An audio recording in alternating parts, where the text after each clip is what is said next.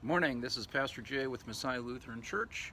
I was reading this morning in Matthew, and I'm going to read just a little bit of this from Matthew chapter 8, beginning at the 23rd verse. Then Jesus got into the boat, and his disciples followed him.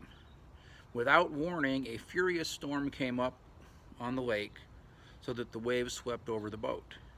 But Jesus was sleeping. The disciples went and woke him, saying, "Lord, save us, we're going to drown." He replied, "You have little faith. Why are you so afraid?" Then he got up and rebuked the wind and the waves, and it was completely calm.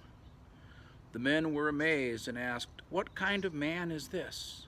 Even the winds and the waves obey him." I'm wearing my Cardinals hat because I hope that the Cardinals are going to finally get to play another baseball game this season. They might get to play one Thursday. And I'll circle back and talk again about that in a little bit. I was struck by this phrase, "You of little faith, why are you so afraid?" Now, I am told, I haven't counted them personally, but I've seen it written several times, that there are 365 phrases in the Bible that could be translated as "fear not" or "do not be afraid" or something like that. And the truth is, fear is a natural emotion, and in the right circumstance, fear is valuable, right? So if you're out walking in the woods and you see a bear, you ought to at least think about being afraid of that bear, right? Right? That ought to at least cross your mind. But if you do what might seem like the most natural thing to do, which is run, well, if that bear decides to chase you, it's probably faster than you are, right? So that fear emotion is valuable to get your attention. But then, rather than acting on that fear and running, or in some other situations, maybe you would act on that fear and fight. Don't fight a bear. But rather than fleeing, than running, you need to stop and think, calm down, and think, respond rather than just react out of fear. It's perfectly fine to be afraid, because fear is a natural emotion. As I said, it's valuable. A few nights ago, I was sitting in my backyard, and I saw two skunks walking down the hill behind my house. And they walked into my yard, and I'm watching them, and it looks to me like on the path they're on, they're going to come within about 6 feet of me.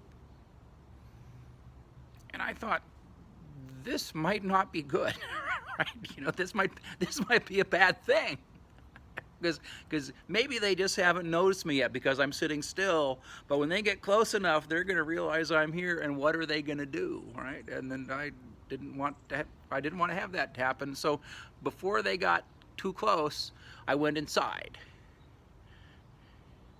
I didn't get up and run around freaking out because there were skunks. I very calmly walked to the back door and went inside the house. If I had got up and run around and freaked out and screamed, they would have said, "Oh no, what's going on?" And they might have turned and put those tails up and squirted me, right? I didn't want that.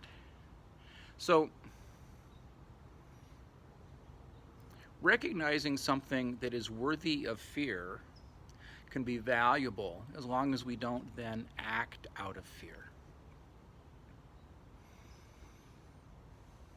We're in a situation in our society right now, and it's going on all over the world in varying degrees, where, quite honestly, there are things to be afraid of. Things are very disrupted, right? You could say we're in a storm.